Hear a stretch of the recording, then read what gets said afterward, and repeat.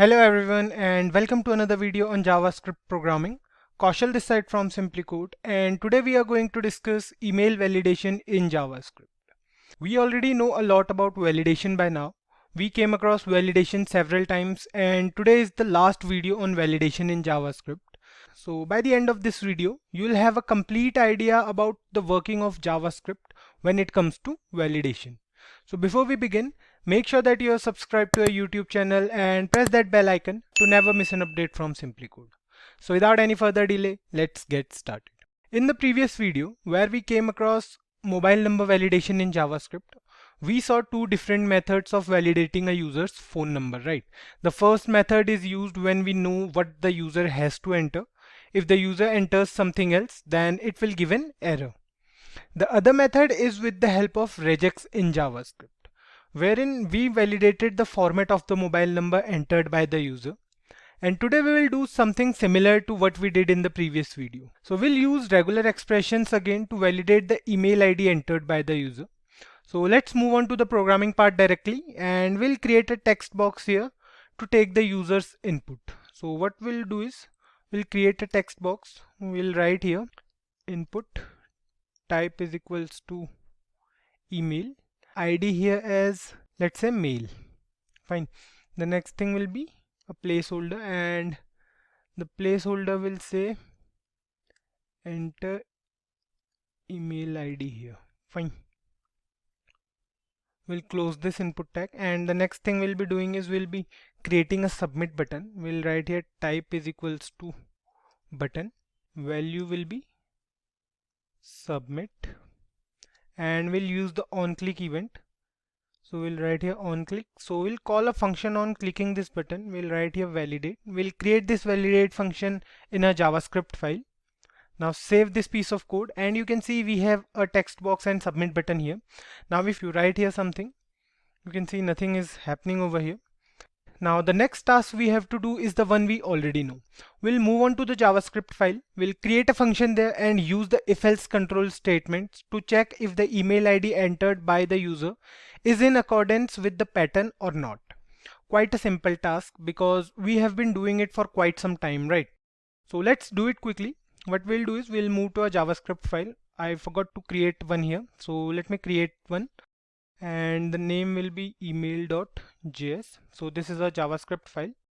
We'll create a function here. So we'll write here function validate. The next thing is the body of this function. So we'll write here everything other than the regular expression because the rest will remain the same as mobile number validation. So we'll write here, we'll create a variable here. We'll write here where email is equals to, we'll write here document dot get element by id, and the id is mail. Now we'll use the dot value attribute. The next thing is we'll again take a variable for regular expression and we'll leave it for now. We'll move on to the next part. What we'll do here is we'll use the if else control statement again. So the first condition will remain the same. We'll write here if email dot trim is equals to null. Then what it will do is it will give a pop-up. So we'll use the alert keyword, and inside this we'll write please enter a valid email ID. Fine. The next thing we'll do is we'll use the test function in regular expressions. So we'll write here else if regex dot test, and we'll pass this email variable as a parameter. Here it will check if the input given by the user matches the pattern of the regular expression. We'll check for it. So we'll write here alert, and inside this we'll write email submitted successfully. Fine. And at the last we'll use the else statement, and we'll write here alert wrong email ID. Fine. Save it. Now we are almost done with everything apart from the regular expression. We didn't define the regex until now because we'll discuss it first. Because you know guys, using a regular expression for email validation is slightly different from other things. Like we have several parts for a regular expression. Let's discuss it first. So let's take an email ID first. So let me write here. Let's say we have an email ID as kaushal@simplilearn.com. Fine, we can't write here two dots. So this is what a primary email ID looks like. An email ID consists of four parts. The first part is the name, that can be anything. It can have alphabets, digits, or sometimes dot and underscore as well. So we can have the name as, like if we write here, let's say Kaushal11, or if we write here Kaushal.11, or we can write here Kaushal_011. Right, so these names are allowed in an email ID. The next part is the @ symbol. It's mandatory to add the symbol in each email ID, as you know. So the third part is the domain name. That can be the name of any particular organization. Like here, Simplilearn is the domain name, or it can be Gmail or Yahoo or Hotmail or any of these. So that depends on the user where they have their email ID. Now the last part is the extension, which comes after a dot. So after this dot, we have an extension over here. This com is an extension. Fine. An extension can be .com, it can be .in or .net, or it can be .co.in. So now that we have an idea about how an email ID looks like, the next thing we'll be doing is working here on the regular expression to create a particular format of this type. Right. So we have four parts, but we have to compulsorily add an @ symbol and a dot before the extension. So what we'll do is we'll take 3 pairs of parentheses or round brackets, we can say, for defining the rest 3 parts. So what we'll do is we'll write here. So we need 3 parentheses, right? Now we have to mention @ and dot compulsorily here. Fine. The rest we'll define, but we have to add these two symbols compulsorily in each email ID. The caret and the dollar signs are meta characters used to define the regular expressions starting and the end points, right? So I hope you guys are clear with regular expressions till now, as this is the last video on this topic. And still, if you have any doubts about regex, feel free to comment your doubts and we'll get back to you.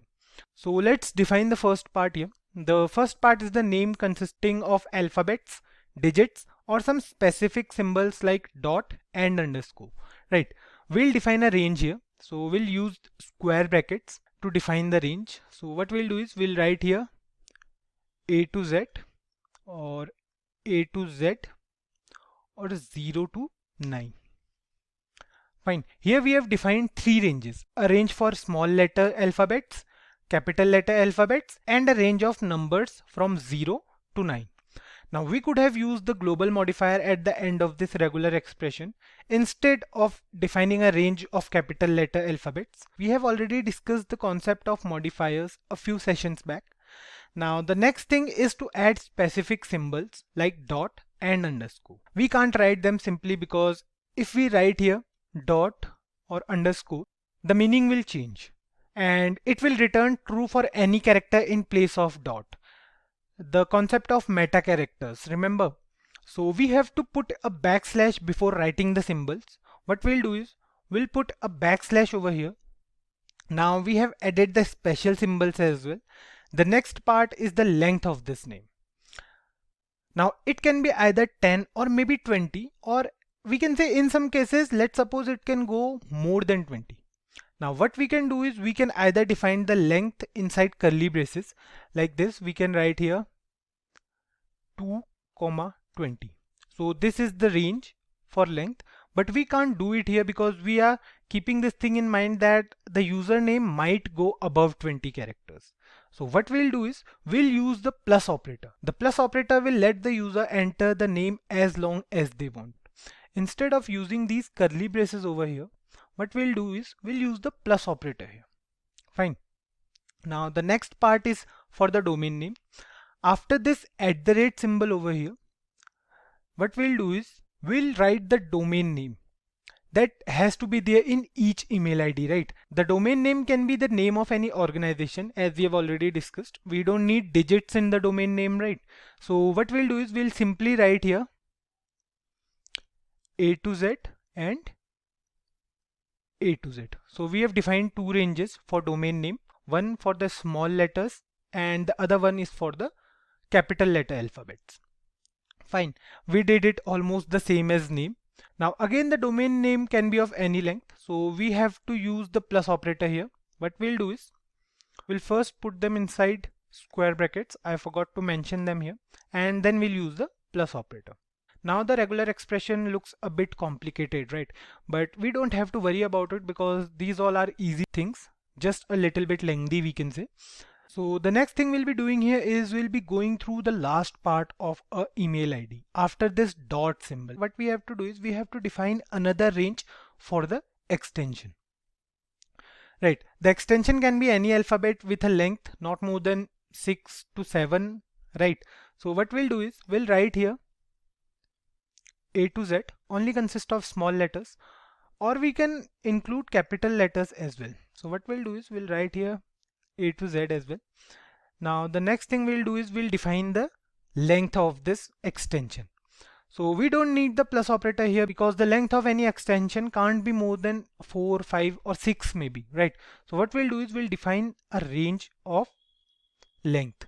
We'll write here 2 and 6. So 2 is the minimum length of extension and 6 is the maximum length. Now save it and let's check the output. So we'll check for several email IDs now. What we'll do is we'll write here abc@gmail.com. Fine, submit it. You can see it says email submitted successfully. Let me zoom it out a bit. The next thing we'll do here is we'll write here abc_11@gmail.com. So one thing we have forgotten here is to include the caret character and the dollar character. So we have to specify the starting and the end point here. So what we did is we have included the caret character and the dollar sign here. Now we'll write here abc_11@gmail.com. Submit it and you can see it says email submitted successfully. So this is a valid email ID. Now the next thing we'll be doing here is we'll be using any random symbol. So let's say we are using here abc*@gmail.com. Submit it and you can see it says a wrong email ID. Now the next thing we'll be doing here is we'll write any number here, let's say, and we'll write here Kaushal112.3. Fine. So this will return wrong email ID because we have included numbers in domain name and we haven't defined any range of numbers for the domain name. Submit it and you can see it says wrong email ID.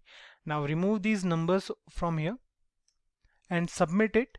You can see it says email submitted successfully. So this is working totally fine. Now the last thing is, what if we have an email like kaushal112.3@gmail.co.in. Submit it and you can see it says wrong email ID. In this case, we have to define another range in the regular expression that can be optional. So we have the question mark symbol that acts as an optional character. It means that any range or anything written before this meta character will be optional. So we'll use this symbol and we'll write here before this dollar sign. We'll again use parenthesis and we'll write here dot